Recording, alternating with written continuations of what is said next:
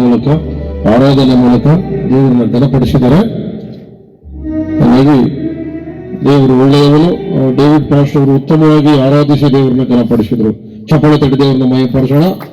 ಎಲ್ಲರ ಮನಸ್ಸನ್ನ ದೇವರ ಸಾನ್ನಿಧ್ಯಕ್ಕೆ ನಡೆಸಿದ್ದಾರೆ. ಅದು ನಿಜವಾಗಲೂ ದೇವರ ಪ್ರಸನ್ನತೆ ಅನುಭವಿಸುವಂತ ಒಂದು ಒಳ್ಳೆ ಸಂದರ್ಭ ನಮಗಿತ್ತು. ಕರ್ತನಿಗೆ ಮಹಿಮೆ ಆಗಲಿ. ಹಾಗಾಗಿ ಅನೇಕರು ಸಹೋದರ ಬಳ್ಳಾರಿಯಿಂದ ಇರುವ ಯಮನಸ್ಥರು ಕೂಡ ಒಳ್ಳೆ ಹಾಡನಾಡಿ ಕರ್ತನನ್ನು ಘನಪಡಿಸಿದರು.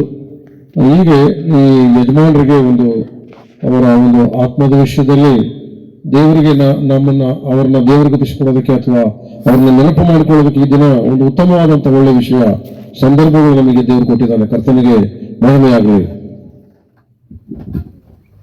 ದೇವನಿಗೆ ಸ್ತೋತ್ರ. ಓಕೆ, ದೇವನಿಗೆ ಸ್ತೋತ್ರ.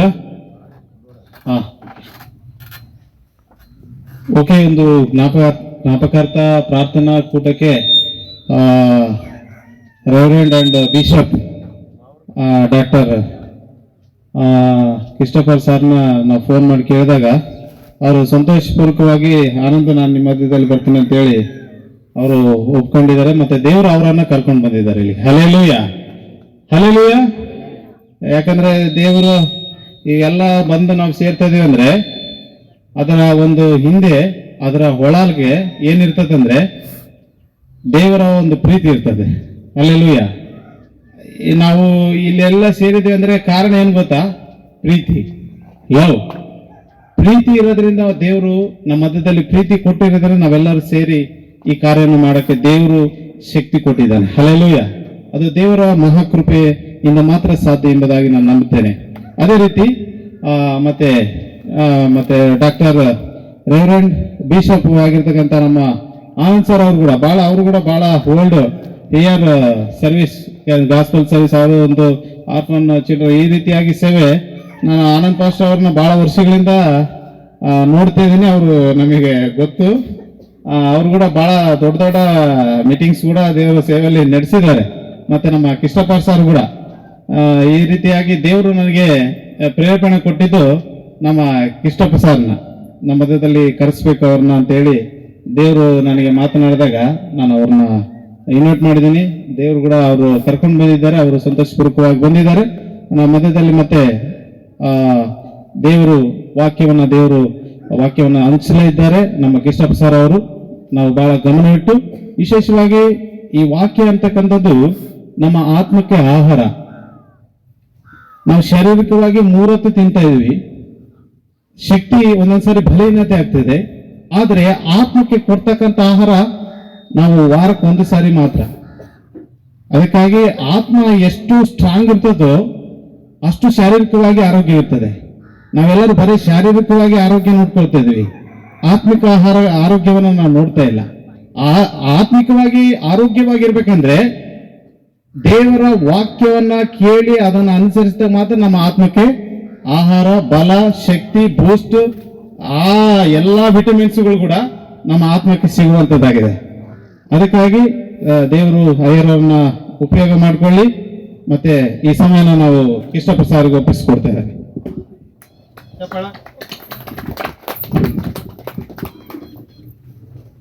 ದೇವರ ನಾಮಕ್ಕೆ ಮಹಿಮೆ ಉಂಟಾಗಲಿ. ಮೊದಲನೇ ಸಮಸ್ಯೆ ಏನಪ್ಪ ಅಂದ್ರೆ ನನಗೆ ಕನ್ನಡ ಸರಿ ಬರಲ್ಲ, ತೆಲುಗಿಲ್ಲ. ತೆಲುಗು ಚೆಪ್ಪನ ಅರ್ಥ ಆಗುತ್ತಾ ಎಲ್ಲರಿಗೆ? ಕನ್ನಡದಲ್ಲಿ ಹೇಳಕ್ ನೋಡ್ತೇನೆ. ನಾನು ಕನ್ನಡ ಹೋದ್ರು ಕನ್ನಡ, ಆದ್ರೆ ವಾಕ್ಯ ಹೇಳೋದು ಸ್ವಲ್ಪ ಕಷ್ಟ. ಈ ಊಟದ ಸಮಯದಲ್ಲಿ ನನಗೆ ಮೈಕ್ ಕೊಟ್ಟಿದ್ದಾರೆ. ಮೈಕ್ ಕೊಟ್ಟವರಿಗೆ ವಂದನೆ. ಅಲ್ಲಿ ವೇದಿಕೆ ಮೇಲಿರುವಂತ ಎಲ್ಲರಿಗೂ ವಂದನೆಗಳು. ಯಾಕಂದ್ರೆ ಎಲ್ಲರೂ ದೊಡ್ಡ ಪಾಸ್ಟರ್ಗಳೇ, ಯಾರೇನು ಸಣ್ಣವರಿಲ್ಲ ಇಲ್ಲಿ. ಎಲ್ಲರೂ ಆದ್ಮೇಲೆ ಲಾಸ್ಟ್ ಮೈಕ್ ಕೊಟ್ಟರೆ ಅವರೇ ಸಣ್ಣವರು ಅಲ್ವಾ? ಎಲ್ಲರೂ ಅವ್ರು ಏನ್ ಹೇಳ್ಬೇಕು ಎಲ್ಲ ಹೇಳ್ಬಿಟ್ರು. ಪಾಸ್ಟರ್ ಡೇವಿಡ್ ಅವ್ರ ಮಾತು ಹೇಳಿದ್ರು. ಆ ಮಾತು ನನಗೆ ಸ್ವಲ್ಪ ಆಗಿಲ್ಲ, ಆದರೂ ಇಷ್ಟಪಡಬೇಕು. ಇವರಲ್ಲಿ ಸುವಾರ್ತೆ ಸಾರೋದು ಕಷ್ಟನಾ, ಇಲ್ಲ ಸುವಾರ್ತೆ ಕಷ್ಟನಾ, ಜನ ಕಷ್ಟನಾ ಅಂತ ಏನೋ 1-2 ಮಾತು ಹೇಳಿದ್ರು. ಸೇವೆ ಕಷ್ಟನಾ, ಸೇವಕರಲ್ಲಿರುವುದು ಪ್ರಾಬ್ಲಮ, ನಾನು ಬೈಬಲಲ್ಲಿ ಓದುವಾಗ ಡಿಸ್ಟರ್ಬ್ చేయొద్దు నేను చాలా సీరియస్ నేను మైక్ ఇసిరి పడేస్తాను ಎಲ್ಲ ಟೈಮ್ ಚೆನ್ನಾಗಿರ್ತಾರೆ ಇವರು ಅಡ್ಜಸ್ಟ್ ಮಾಡೋರು ಇವಾಗ ದೆವ್ವ ಹಿಡಿದವ್ರಿಗೆ ಎಕೋ ಕಟ್ ಮಾಡು ಎಕೋ ಫುಲ್ ಕಟ್ ಮಾಡು ಟ್ರಬಲ್ ತೆಗಿ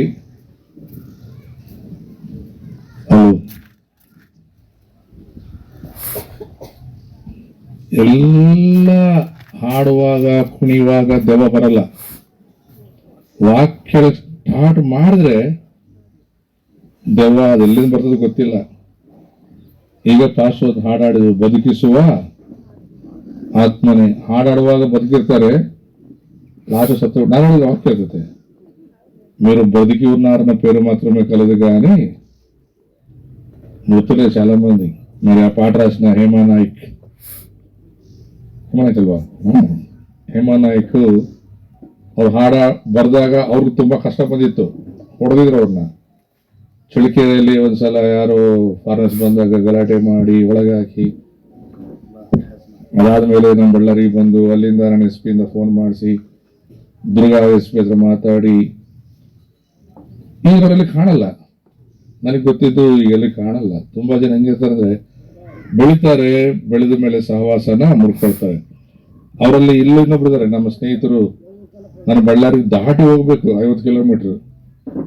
ತಿಮ್ಮತಿ ಅವರು ಆಕ್ಚುಲಿ ಇಲ್ಲಿರ್ಬೇಕು. ಯಾಕಂದ್ರೆ ಇಲ್ಲಿರುವಂತ ಎಲ್ಲರಿಗಿಂತ ಸೀನಿಯರು, ರೆವರೆಂಡ್, ಡಾಕ್ಟರ್, ಬಿಷಪ್, ಅದ್ರ ಮೇಲೆ ಪೋಪ್ ಅನ್ನೋದು ಕೊಡಬೇಕಾದ್ರೆ ಅದು ಅವ್ರಿಗೆ ಕೊಡ್ಬೇಕು. ನಿಜ, ಅವರಷ್ಟು ಸೀನಿಯರ್ ಪಾಸ್ಟರ್ ಯಾರಿಲ್ಲ ನನಗೆ ತಿಳಿದು. ಮತ್ತೆ ಅವ್ರು ಅಲ್ಲಿರೋದು ನನಗೆ ಇಷ್ಟ ಇಲ್ಲ. ಅವ್ರು ಒಂದು ಶೇರ್ ಹಾಕ್ಬೇಕಿದೆ.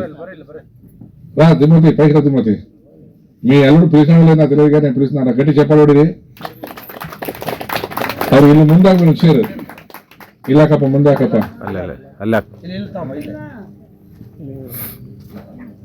ఇది పరిపూర్ణం తిమ్మతి. నువ్వు లేకపోతే తిమ్మతి మామ అంటావు, మేనమామ అయితే ఎట్లుండాలప్ప. ಇಲ್ಲ ಇಲ್ಲ ಬಿಡು, ಅದು ಕೆಲವು ಸಂಗೀತ ಹೋದ್ರೆ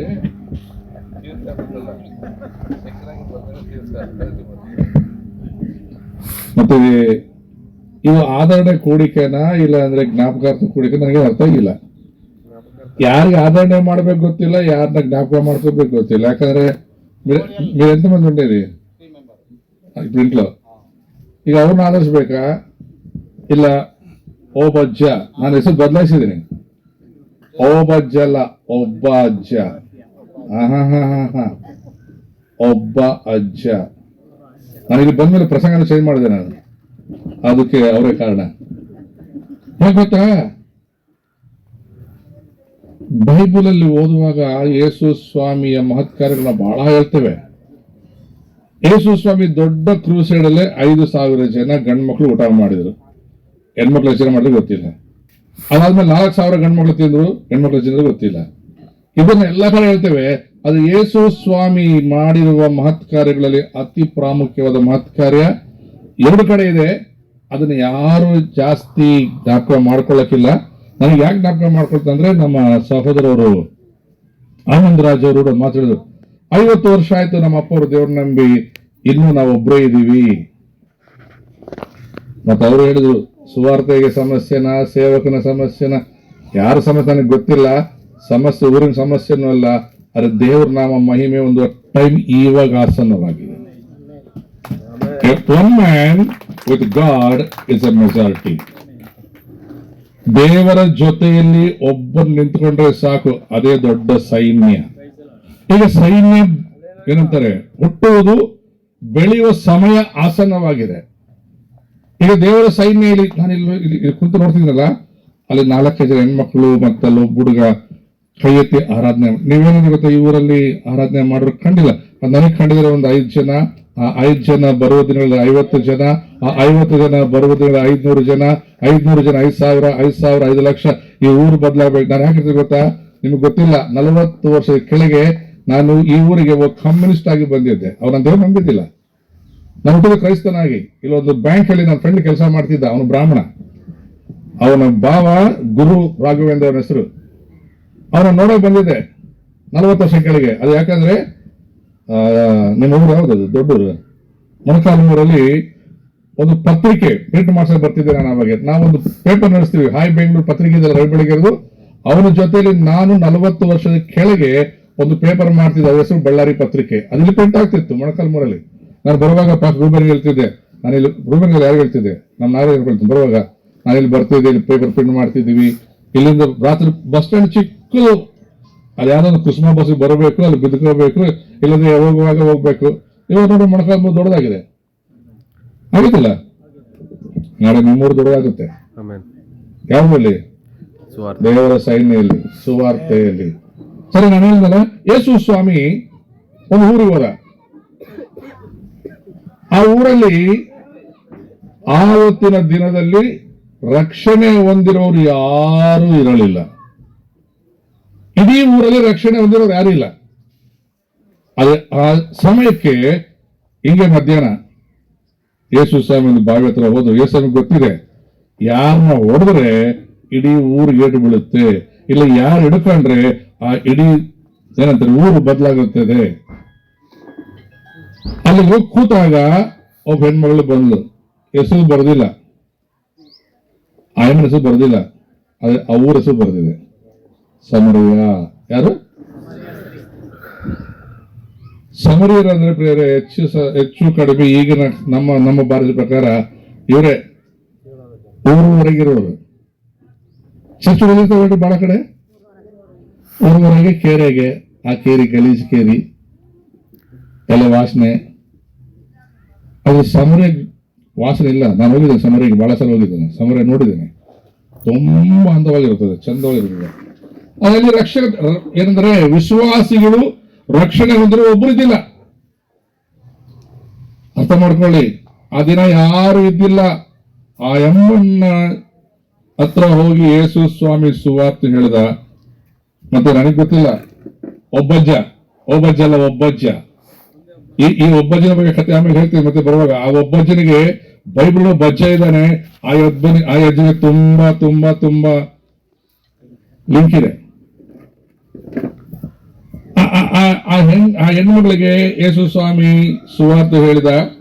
ಸುವಾರ್ತೆ ಹೇಳಿ ಆ ಅಮ್ಮನಿಗೆ ಒಂದು ಮಾತು ಹೇಳಿದ, ನಂಬುವುದು ನಿನ್ನಿಂದಾದ್ರೆ ದೇವ್ರ ಕಾರ್ಯ ಮಾಡ್ತಾರೆ ಹೋಗಮ್ಮ ಅಂತ. ಆ ಅಮ್ಮ ನಂಬಿದ್ಲು. ಆ ಅಮ್ಮನ ಹತ್ರ ಕೊಡನ ಬಿಸಾಡಿದ್ಲು, ಊರಲ್ಲಿ ಹೋದ್ಲು. ಈಗ ಹೇಳಿದ್ರು ಊರು ಜನ ಅಲ್ಲಿಗೆ ಬಂದ್ರ, ಈ ಅಮ್ಮ ಅಲ್ಲಿಗೆ ಹೋದ್ಲ.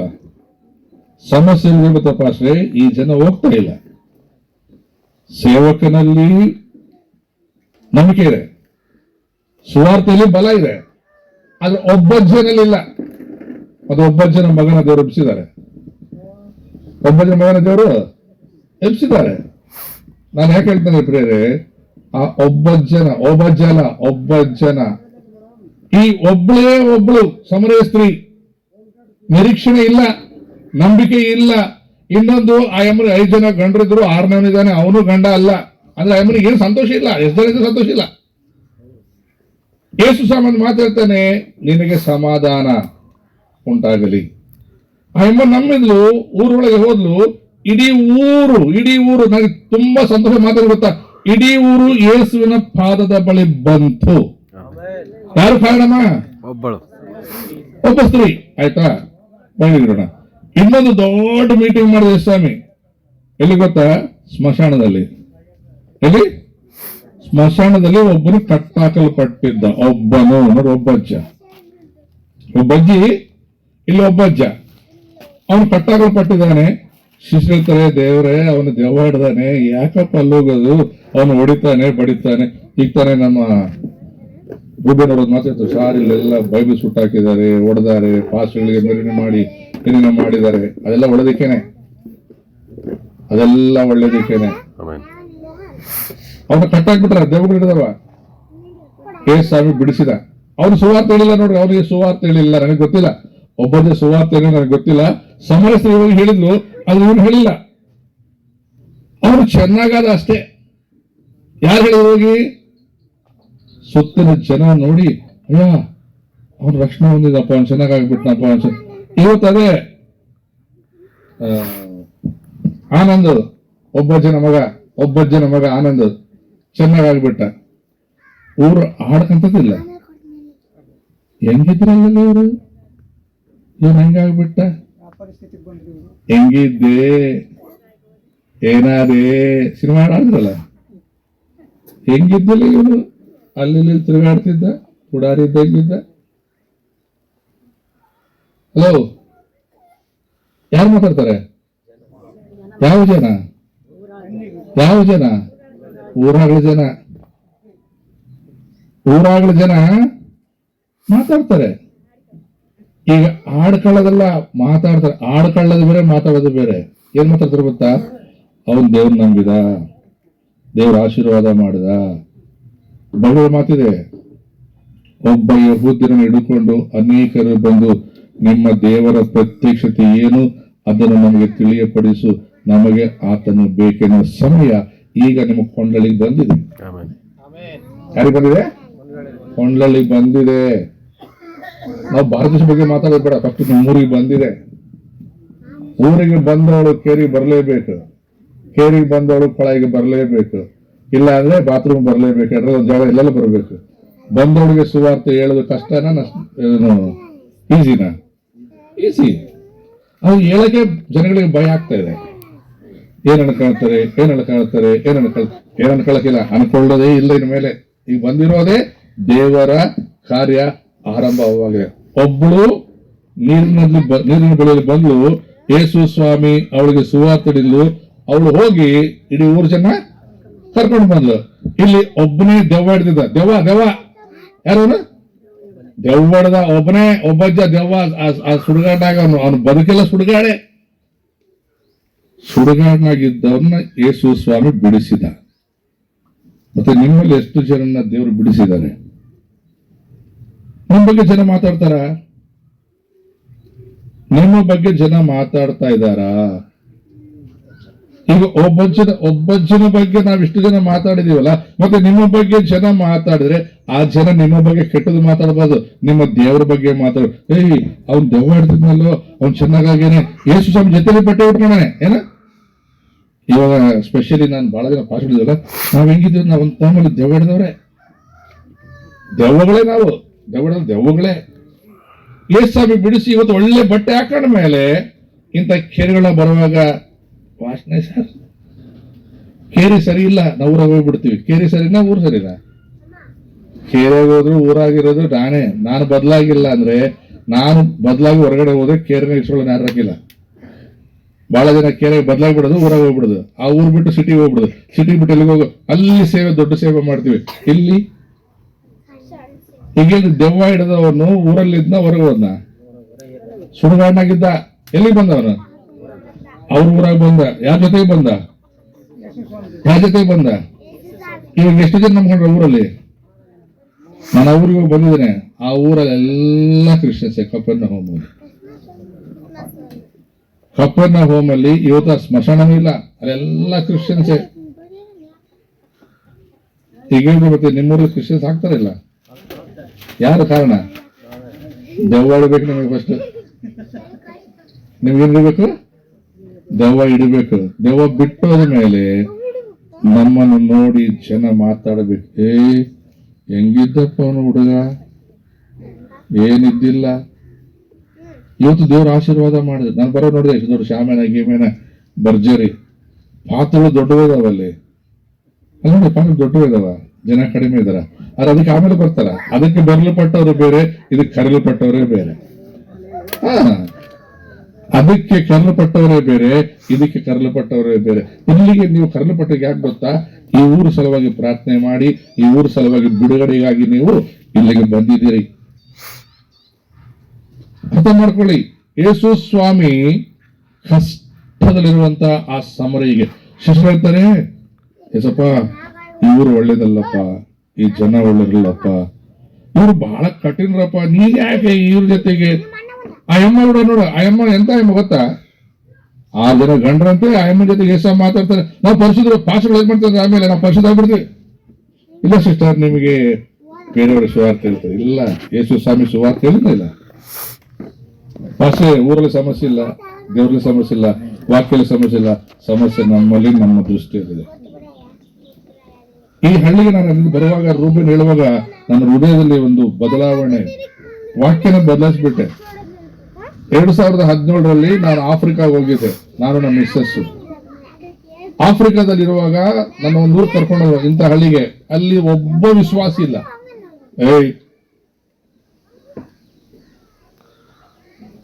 2017 ನನಗೆ ಚೆನ್ನಾಗಿ ಜ್ಞಾಪಕ ಇದೆ. ಆ ಊರಲ್ಲಿ ಒಬ್ಬ ವಿಶ್ವಾಸ ಇಲ್ಲ. ನನಗೆ ತಿಳಿದು ಇಡೀ ಊರಲ್ಲಿ ಎಲ್ಲ ಟೆರರಿಸ್ಟ್ಗಳು, ಎಲ್ಲ ಮನೆಗೆ ಮಿಷನ್ ಗನ್ಗಳಿದ್ದಾವೆ, AK-47ಗಳಿದ್ದಾವೆ.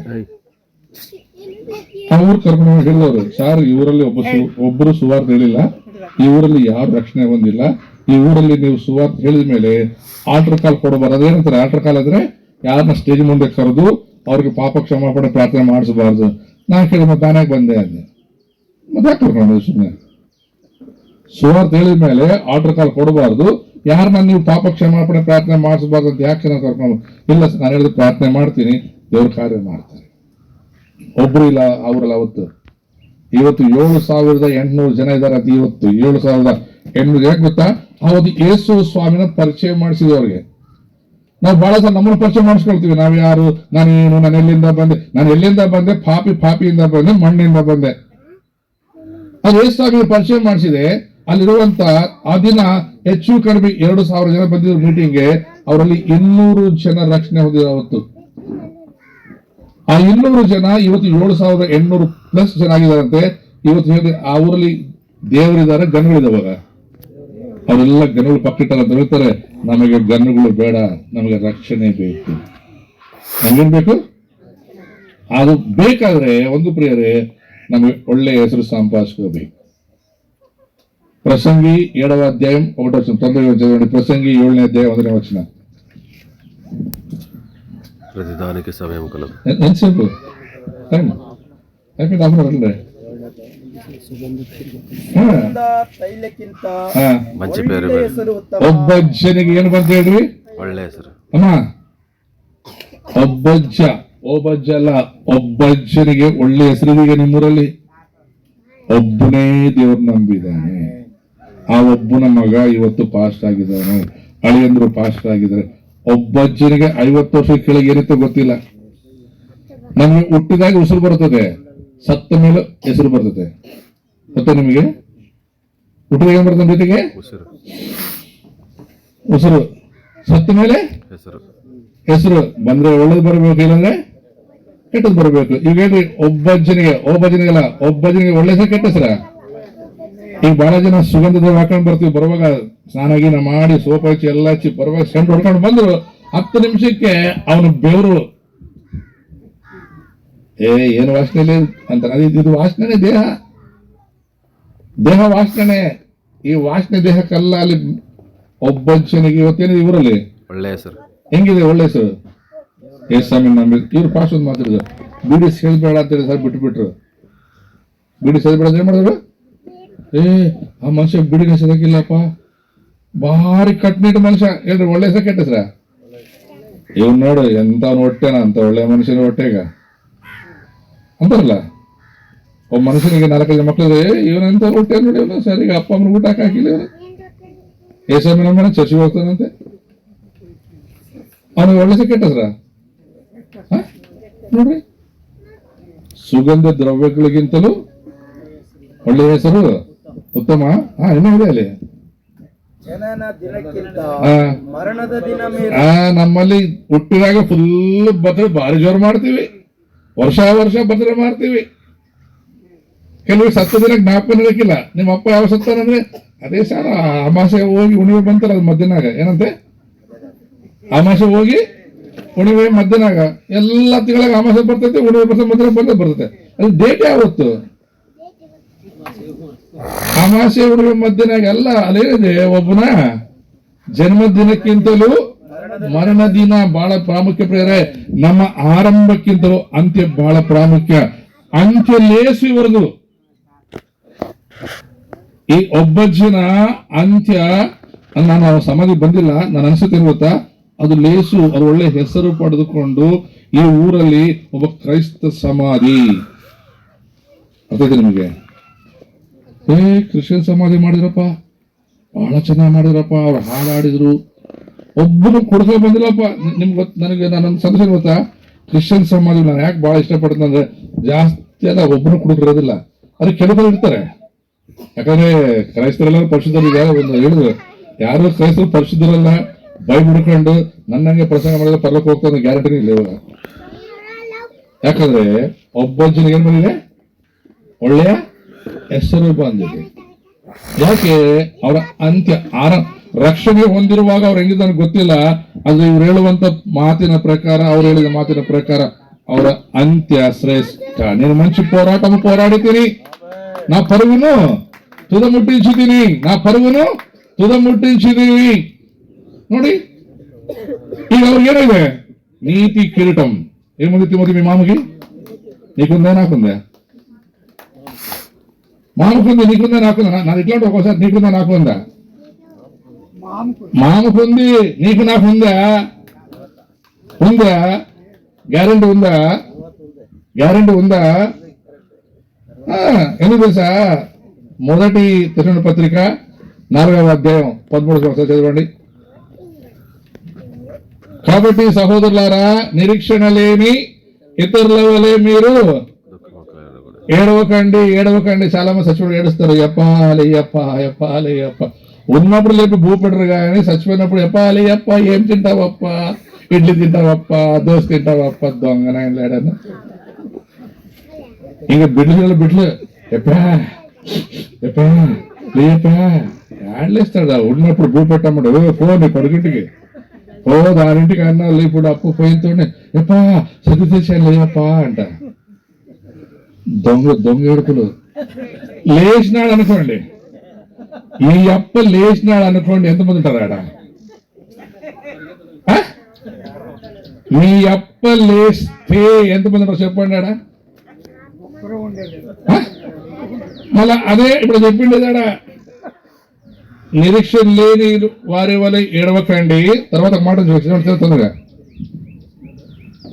4ನೇ ಅಧ್ಯಾಯ వచ్చిన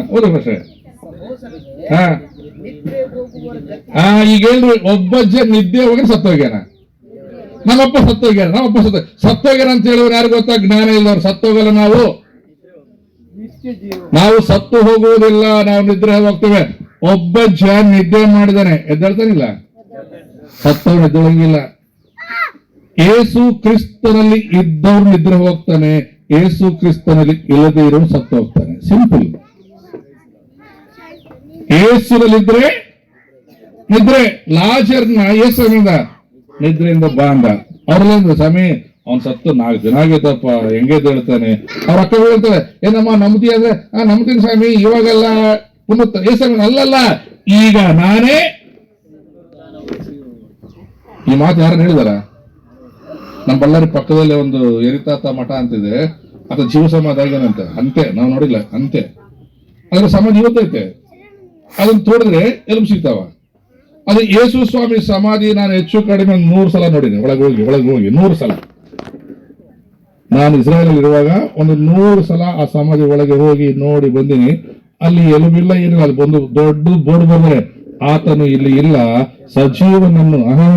ಸಜೀವನನ್ನು ಮೃತರಲ್ಲಿ ಏಕೆ ಹುಡುಕುತ್ತಿದ್ದೀರಿ? ಈಗ ಅದೇ ಬಹಳ ಜನ ಸಮಾಧಿ ಹುಡುಕ್ತಾರೆ ಹೋಗಿ, ಯಪ್ಪ ಎದ್ದೇಳಪ್ಪ. ನನಗೆ ಗೊತ್ತಿಲ್ಲ. ಮತ್ತೆ ಕೆಲವು ಜನ ಈ 15 ದಿನ ಪ್ರಾರ್ಥನೆಗೆ, 3 ದಿನ ಪ್ರಾರ್ಥನೆಗೆ ಅವ್ರಿಗೆ ಏನೇನು ಇಷ್ಟ ತಗೊಂಡೋಗಿ ಇರ್ತಾರೆ. ಗುಟ್ಟಲ ಪೆಟ್ರ ಅಂತಾರೆ తెలుగులో. ಹೇಳ್ಬಿಟ್ಟಂడి వాడిని గుట్ట మీద పెట్టండి. ఏం పెట్టాను గుట్ట మీద? వాడిని గుట్టకి బతికినప్పుడు గుండె పిండి సంపి ఇప్పుడు గుట్ట మీద పెడతారు తీసిపోయి. ఏం పెడతారు? అత్తరసాలు, శనక్కాయలు, సరాయి ప్యాకెట్లు, బ్రాందీ ప్యాకెట్లు, అగ్గిపెట్టి బీడి. వాడేమో తాగుతాడా? లేదు, మళ్ళా వీడి తీసుకొచ్చి వీడి తాగి మా అప్ప తిని తాగింది ఎవడు? వీడు చెప్పేది ఎవడి పేరు? అప్ప. యాయప్ప. ఈ అప్ప కాదు. ఈ అప్ప కొడుకు తాగే అలవాటు లేదు. నేను చెప్పుకోను గ్యారంటీగా. నిరీక్షణ లేని ఇతరులు అంటే లోకంలో ఉన్న వారికి నిరీక్షణ లేదు. ఒబ్బజలేసి వస్తాడు. మీరు ఒబ్బజలేసి వస్తాడు. ఆయన వచ్చిన బైబిల్ అన్నమాట. మీరు తెలిసిన తెలుసా? మృతులైన వారు లేకపోతే నిద్రించిన వారు మొదలు లేస్తారు, అటు తర్వాత మనము పోతాము. బతికిన వాళ్ళు బ్రతికున్నట్టు అర్థం చేసా, యేసు క్రీస్తులో ఉంటే బ్రతికున్నట్టు లోకం వచ్చినట్లే. చర్చికి రావచ్చు, ప్రార్థన చేయొచ్చు, పాటలు పాడొచ్చు, హల్లెలూయా అనొచ్చు, స్తోత్రం అనొచ్చు, నాలాగా అన్ని దేశాలకి వెళ్ళి మైకులు చెప్పొచ్చు. కానీ ఎండ్ చాలా ప్రాముఖ్యం. ఒబ్బజ్జకి ఏముంది చెప్పండి, మంచి పేరు ఉందంట. ఒకని జన్మదినము కంటే ఈ రోజు చాలా మంది పెద్ద పెద్ద హీరోలు చూడాల, రోడ్ల మధ్యలో కార్లు బైకులు పెట్టి రాత్రి 12 గంటల కేక్ వస్తూ ఉంటారు. ఆ పని స్పీడ్ గుద్దు పడిపోయి వాడి పుట్టినరోజే సాగుదినం. సిటీలో నేను చూసాను కొన్నిసార్లు, మా బల్లాలో అలా చూస్తుంటాను. రోడ్ల మీద పెట్టి కేక్ వస్తుంటారు. వాడు అప్పటికి చూడు జల్దీ కోసే లోపల చెప్పండి, ఏదో లారీ వచ్చేస్తుంది, గుద్దుతుంది, లేకుంటే బైక్ వచ్చి గుర్తుంది, హాస్పిటల్ అడ్మిట్ అయిపోతాడు. ఒకరి జన్మదినము కంటే మరణ దినము లేసు అడిగి కింద కింద కింద రెండొచ్చాం కింద కింద ಔತಣದ ಮನೆಗಿಂತ ಮರಣದ ದುಃಖದ ಮನೆಗೆ ಹೋಗುವುದು ಲೇಸು. ಎಷ್ಟು ಜನ ನಾವು ನಿಜವಾಗ್ಲೂ ಆನಂದ ಅವ್ರ ಅಪ್ಪ ತೀರ್ಕೊಂಡಾಗೆ ಪಾಸ್ಟರ್ಸ್, ನಾನಂತೂ ಬಂದಿಲ್ಲ, ನಾನು ದೂರ ಇದ್ದೆ, ನನಗೆ ಅಪ್ಪ ತೀರ್ಕೊಂಡ ಮೇಲೆ ಸ್ವಲ್ಪ ಜನ ಗೊತ್ತಾಯ್ತು. ಮತ್ತೆ ಸುಮ್ಮನೆ ಫೋನ್ ಮಾಡಿ ಪಾಸ್ಟರ್ ಹೆಂಗಿದೆ, ಸ್ವಲ್ಪ ಜನ ಹತ್ರ ಇರ್ತೀವಲ್ಲ ಅವ್ರ ಮನೆಗೆ ಆಗ್ಲಿ ಇಲ್ಲ ನಮ್ಮ ಬಂಧುಗಳ ಮನೆಗಳಿಗಾಗಿ ಸತ್ತಿರೋ ಮನೆಗೆ ನಾವು ಎಷ್ಟು ಜನ ಹೋಗ್ತೀವಿ. ಅದೇ ಮದುವೆ ಮನೆಗೆ ಆದ್ರೆ ಒಂದು ವಾರ ಮುಂಚೆ ಕೂತ್ಕೊಳ್ತೀವಲ್ಲ. ನಾವು ಪ್ರಶ್ನೆ ಕೇಳಿದ್ರೆ ಸತ್ತವ್ರು ಸಾಯ್ತಾರೆ, ಸತ್ತವ್ರು ಹೇಳಿ ಸಾಯಿಲ್ಲ, ಸತ್ತ ಮೇಲೆ ನಾವೆಷ್ಟು ಜನ ಅವ್ರನ್ನ ಬಂದ ಅದನ್ನ ಕೇಳಿದ್ರು. ಆದರಣೆ ಬಹಳ ಪ್ರಾಮುಖ್ಯ. ನಮ್ಮಪ್ಪ ಸತ್ನಲ್ಲ, ಏನು ಇಟ್ಟೋಗಿದ್ನ, ಎಷ್ಟಿಟ್ಟಿದ್ದ? ನಾವು ಪಾಪ ಇಲ್ಲಿ ಯಾರಂತ ಪಾಸಗಳಿಲ್ಲ, ಕೆಲವು ಪಾಸಗಳು ಅಲ್ಲಪ್ಪ, ಮತ್ತೆ ನಿಮ್ಮ ಅಪ್ಪನ ದಶಮ ಭಾಗ ಕೊಟ್ಟಿಲ್ಲ ಚರ್ಚಿಗೆ, ಸತ್ತು ಸಾಯ್ತು ಇವ್ರ ಮನೆಗೆ ಅಳ್ತಿರ್ತಾರ.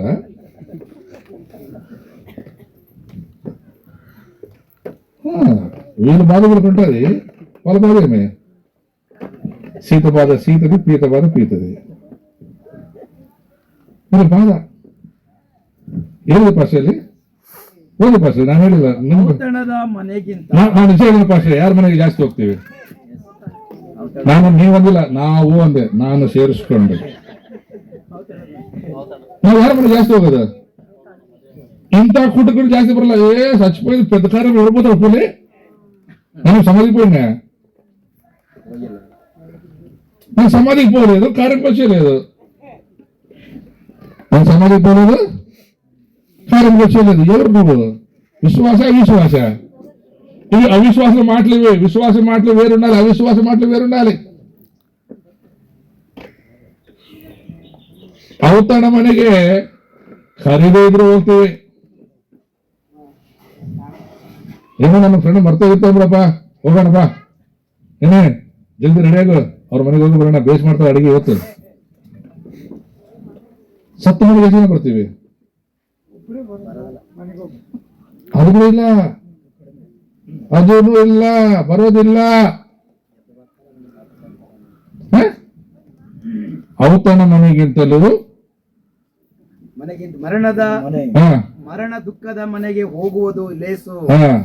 ಎಲ್ಲಾ ಮನುಷ್ಯರಿಗೂ ಕೊನೆಗೆ ಇದೇ ಯಾವುದು ಯಾವುದು ಯಾವುದು ప్రతి ఒక్కడు చావాల్సిందే. చావు ప్రతి ఒక్కడు రాసిపెట్టింది. పుట్టిన ప్రతి ఒక్కడు గిట్టక మానడు. అది గిట్టిన తర్వాత పోయేది ఎక్కడికి చాలా ప్రాముఖ్యం. నిరీక్షణ గలవాడు క్రీస్తు యేసులోనికి ఉంటాడు. నిరీక్షణ లేనివాడు అదో పాతాళంలో ఏడుస్తాడు. అగ్నివారదు, పురుగు చావదు. ఇక్కడ నిత్యజీవమే, ఇక్కడ నిత్యజీవమే, ఇక్కడ నిత్యజీవమే, ఇక్కడ నిత్యజీవమే. ఇక్కడ బ్రతుకుంటారు, ఇక్కడ ఎప్పుడు బ్రతుకుంటారు. అది ఇక్కడ బైబిల్ అంటుంది, ఆకలి దప్పులు ఉండవచ్చట, వ్యాధి బాధలు లేవచ్చట, కన్నీరు దుఃఖము రోదన ఏముండదు. ఇక్కడ ఇక్కడ ఏడుపు, కన్నీరు, గోలాటం, అక్కడ అరుపులు, కేకలంట. అయితే అవి తప్పించుకోవాలి. ఇవి తప్పించుకోవాలంటే, ఇక్కడికి రావాలంటే ఆ మాట మీరు అర్థం చేసుకోవాలి. నిరీక్షణ లేని వారి వలె మీరుండక క్రీస్తు యేసునందు నమ్మకం ఉంచిన వారై. క్రీస్తు నందు మీరు యోహాను సువార్త చదువుకోండి. అమ్మా నేను చెప్తున్న మాటనమ్మా, నేనే పునరుత్థానమును జీవమును అయ్యున్నాను, నా యందు ఉన్నవాడు చనిపోయినను మరలా బ్రతుకును. లేచును కాదు, బ్రతుకును. మనం ఒకసారి లేస్తాం, పొద్దున డ్రామా చేస్తాము, 5 గంటలు అలారం పెట్టుకుంటాము.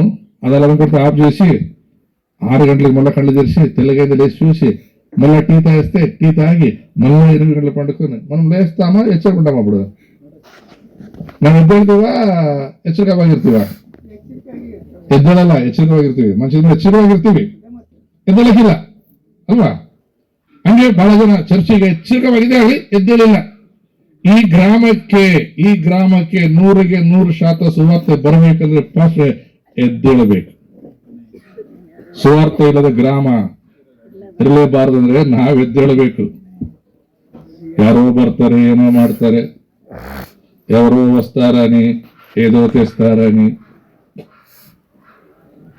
నువ్వు వచ్చావు ఇది నీ బాధ్యత ఒకప్పుడు ఒక్క సమరయ స్త్రీ ఉంది ఊరు మొత్తం రక్షించబడింది ఒక దయ్యం పడినవాడు విడిపించబడ్డాడు ఊరు మొత్తం యేసు పాదాల దగ్గర తీసుకొచ్చాడు మరి ఈ రోజు నాడు 5 చేతులు చూశాను నాకు తెలియదు మీరు ఎవరో ఈ ఊరిలో బయట ఉన్నారు 5 చేతులు ఎత్తి దేవుని ఆరాధిస్తున్నారు ఇక్కడ ఎంతమంది సేవకులు ఉన్నాం మరి ఈ ఊర్లో సేవ చేసి 2 సేవకులు ఈ ఇంటి కొడుకు ఇస్సాకు ఆ ఒబ్బ జీవదశ బైబిల్లో Abraham he was no hope ಆತ ನಿರೀಕ್ಷೆ ಇದ್ದಿಲ್ಲ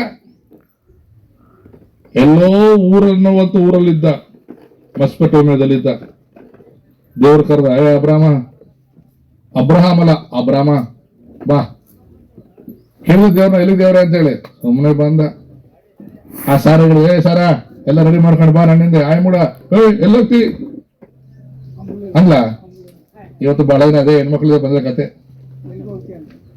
ఆడిపోతావు వాడు పాట చెప్పే ఇడిపోతాడు మళ్ళీ పాట వాడు పాట చెప్పే ఇడిపోతాడు మొగుడు వీడే వాడు వీడే వాడు పిలిచా ఇడిపోయా వాడు పిలిచా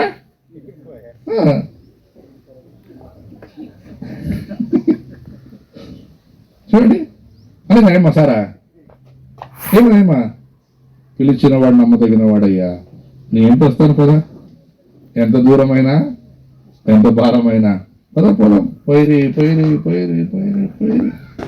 పోయిన దగ్గర అంత అవమానమే ఆయమ్మ బాగుందని ఒక రాజుగారు ఇంటికి కూర్చోబడి ఆయమ్మని ఆయమ్మ ముట్టుకొని వచ్చిన రాత్రి రే ముట్టుకున్నావా నా కొడక సస్తావు నా బిడ్డ అది ఈ ధైర్యం ఉందా మనకి ఎవరికైనా నన్ను ముడితే ఈ ఊర్లో యజమాని సస్తాడనేది ఏమ్మా మీ ఇద్దరేమో మీటింగ్ పెట్టినారు ఎర్రసీర నల్లసీర అదే అక్క చెల్లెమో ఇద్దరు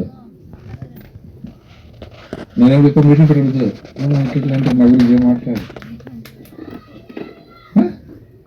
రాజు పిలిచిపోయినట రాత్రి దేవుడు చిలే ముట్టుకున్నావా చంపుతాను తప్పు చేసింది రాజు వాడి పెళ్ళాము ఎన్నో సంవత్సరాలు గుడ్రాలైందంట మళ్ళా ప్రార్థన చేస్తా మీకు సారా ప్రార్థన చేసింది మనం ప్రార్థన చేస్తామా మా ఊర్లో ఈ నాయకులు హింసిస్తారు వాడి వంశం అట్లే నిర్వంశం కానీ ఇంకేం రక్షణ పడతారు వాడు మా ప్రధాని చెడ్డోడు వాడు అట్లా పాడైపోతే దేశం పాడైపోతే నువ్వే పాడు చేసిండేది వాడు పాడు చేయలే దేశాన్ని నువ్వు పాడు చేస్తున్నావు సామెతల గ్రంథం 18:21 ఉంటది జీవ మరణములు ఆశ్రయించి మీ గ్రామాన్ని విడిపించి మీ గ్రామాన్ని బంధించొద్దు యేసు కొంతమంది పాస్టర్లు ఏమన్నా తప్పుగా అనుకోవద్దండి విశ్వాసులు కూడా యేసు బంధిస్తుంది అది బంధిస్తే అంటది అది ఆడేవాడు ఊడ్చిపెట్టి పోదది ఆ దయ్యం పోదది అది పోవాలంటే వెళ్ళిపో అనలా అనిపోరు కొంతమందికి తలకాయ నొప్పి తలనొప్పి పాస్టర్ అంటే యేసు నామములో బంధిస్తేనే తెల్లవదు ಆ ಸತ್ರು ಹೋಗಲ್ಲ ಅಲ್ಲೇ ಸತ್ತಿನಾರೆ ನಾನಲ್ಲ ನಮ್ಮ ಅಪ್ಪನಂತ ಪಾಸರು 1,00,000 ಜನ ಬಂದು ಪ್ರಾರ್ಥನೆ ಮಾಡಿದ್ರೆ ಹೋಗಲ್ಲ ಯಾಕೆ ಹೋಗಲ್ಲ ಕಟ್ಟಾಕಿ ಹೋದಿಲ್ಲ ಅದೇನ್ ಮಾಡ್ಬೇಕು ಬಿಡಿಸಿ ಓಡಿಸ್ಬೇಕು ಇವಾಗ ಈ ಗ್ರಾಮಕ್ಕೆ ಪಾಸ್ಟರ್ಗಳು ಇಲ್ಲಿ ಸೇವೆ ಮಾಡುವಂತ ಇಬ್ರು ಏನ್ ಮಾಡ್ಬೇಕಂತ ಬಂಧಿಸಬೇಡ್ರಿ ದೇವಗಳನ್ನ ಓಡಿಸ್ರಿ ನೀವು ಬಂಧಿಸ್ತೀರಿ ಮತ್ತೆ ಬಿಡಿಸೋದಾರೆ ಹೇಳ್ರಿ ಯಾರು ಬಿಡಿಸೋರಿಲ್ಲ ಬರೀ ಬನ್ಸು ಎಷ್ಟು ಸಾಕೇನದ ಈಗ ಕಟ್ಟಾಕಲ್ಪಟ್ಟ 2 ಕತ್ತೆಗಳಿವೆ ಹೋಗಿ ಬಿಡಿಸ್ರಿ ನನಗೆ ಬೇಕು ಯಾರಿಗೆ ಬೇಕು ಇವತ್ತು ಈ ಗ್ರಾಮ ಯಾರಿಗೆ ಬೇಕು ನಿಮಗೆ ಬೇಕಾಗಿಲ್ಲ, ಶಿಷ್ಯರಿಗೆ ಬೇಕಾಗಿಲ್ಲ. ಅಲ್ಲ ಸ್ವಾಮಿ, ನಾವು ಹೋಗಿ ಕೇಳಿದ್ರೆ ಅವನೇನಂತಾನೇನೋ ಅವೆಲ್ಲ ಬೇಡ, ನಾನು ಹೇಳಿನೇ ಹೋಗ್ರಿ. ಅವನೇನ ಕೇಳಿದ್ರೆ ನನಗೆ ಬೇಕಂತ ಹೇಳ್ರಿ. ಈ ఊరు నిమిగల యేసుಗೆ ಬೇಕು. ఈ ఊరు యేసుకు కావాలి. నమ్మితే హల్లెలూయా, నమ్మకపోతే నువ్వు నమ్మినా ఆయన ఈ గ్రామం రక్షిస్తాడు, నువ్వు నమ్మకపోయినా ఆయన ఈ గ్రామం రక్షిస్తాడు. ఎందుకు తెలుసా? ఆయన రక్తం ఈ గ్రామాన్ని కొనింది. ఎప్పుడో నువ్వు రాకముందు